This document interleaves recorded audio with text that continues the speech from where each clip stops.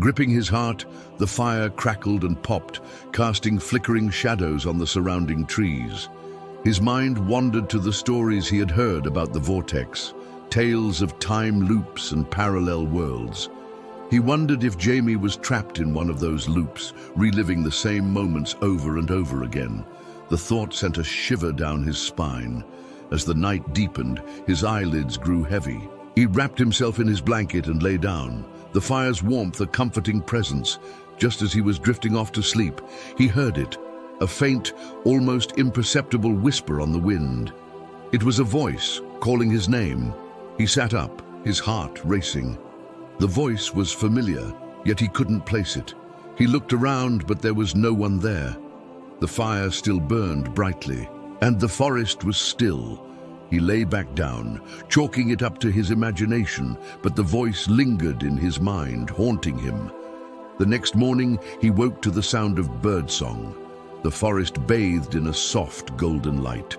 He packed up his camp quickly, eager to continue his journey. As he walked, he noticed that the forest seemed to change around him, the trees growing denser and the path more treacherous. He came across a small abandoned cabin, its wooden walls weathered and moss-covered. The door creaked ominously in the wind, and the windows were dark and empty. He approached cautiously, pushing the door open with a gloved hand. The interior was musty and damp, the remnants of a life long abandoned scattered about. In the corner of the cabin, he found a journal, its pages yellowed with age. He flipped through it, his eyes scanning the faded handwriting. It was the diary of a man named Elias, who had lived in the forest decades ago. The entries spoke of strange occurrences, of time slipping and reality bending. The last entry was dated 50 years ago, and it spoke of a dark entity that had taken hold of the forest. He closed the journal, his mind racing. Could this be the same Elias who had warned him about the vortex? The coincidence seemed too great to ignore. He tucked the journal into his bag, determined to find answers. As he left the cabin, he noticed a path he hadn't seen before, a narrow trail leading deeper into the forest. He followed it, his senses on high alert. The trees seemed to press in on him, their branches forming a canopy that blotted out the sky. The air grew thicker and the light dimmer, as if he were descending into the depths of the earth. Suddenly, he stumbled upon a clearing, a circle of ancient standing stones arranged in a perfect ring. The stones were covered in moss and lichen, their surfaces etched with symbols that seemed to pulse with an otherworldly energy. In the center of the clearing stood a figure, cloaked and hooded, facing away from him. "Who are you?" he called out, his voice echoing in the stillness. The figure turned slowly, revealing a face that was both familiar and strange. It was Elias, but not as he had seen him before. This Elias was younger, his eyes clear and bright, a stark contrast to the weary, haunted man he had met. "I am a version of myself from another time," Elias said, his voice echoing with a strange resonance. "I have been waiting for you, Alex. You are the key to breaking the cycle, to freeing us all from the vortex's grasp."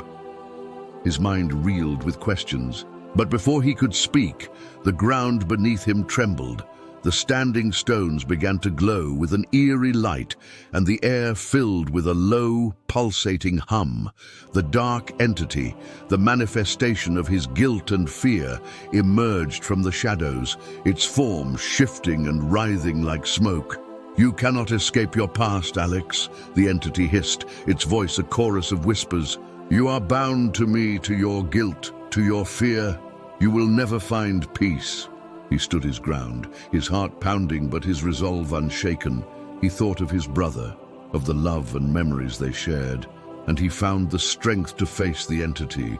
"I am not afraid of you," he said, his voice steady and clear.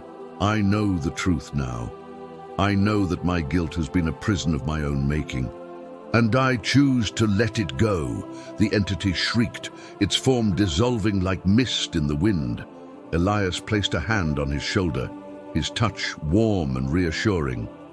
"You have done what no one else could, Alex. You have faced your fears and emerged victorious. The vortex's hold is broken. As the words left Elias's lips, the forest around them began to change. The trees receded, the shadows lifted, and the air grew light and clear. He found himself standing in a familiar glade, the sun shining brightly overhead. He turned to Elias, but the man was gone, vanished like a dream upon waking. He made his way back to Ravensbrook, his heart lighter than it had been in years. As he entered the town, he was greeted with smiles and waves. The suspicion and fear that had once filled the air, now replaced with warmth and welcome. He made his way to the town square, where a festival was in full swing, the villagers celebrating with music and dance. And there, in the midst of the celebration, he saw him, Jamie, his brother, alive and well, laughing and talking with a group of friends. His heart swelled with joy, and he rushed forward, embracing his brother tightly. "I found you," he whispered, tears streaming down his face. "I finally found you." Jamie looked at him, his eyes filled with love and gratitude. I knew you would never give up." As the brothers stood there, surrounded by the joy and celebration of the town, he knew that his journey had come to an end. He had faced his fears, uncovered the truth, and found his brother. The vortex's hold was broken, and the dark entity vanquished. He had found peace, and in doing so, he had found his way home.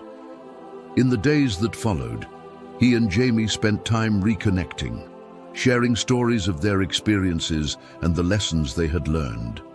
He told Jamie of his journey through the Black Forest, of the challenges he had faced and the truths he had uncovered. Jamie, in turn, shared his own experiences, of the strange and wondrous things he had seen while trapped in the vortex. Together, they decided to stay in Ravensbrook, and themselves lost. They opened a small bookstore and cafe, a place where people could come to read, to share stories, and to find a sense of community and belonging. As the seasons changed and the years passed, their bookstore became a beacon of hope and light in the heart of Ravensbrook. They hosted storytelling nights where villagers would gather to share tales of their own journeys and adventures. He and Jamie would often take the stage, their voices weaving a tapestry of words that captivated and inspired their audience.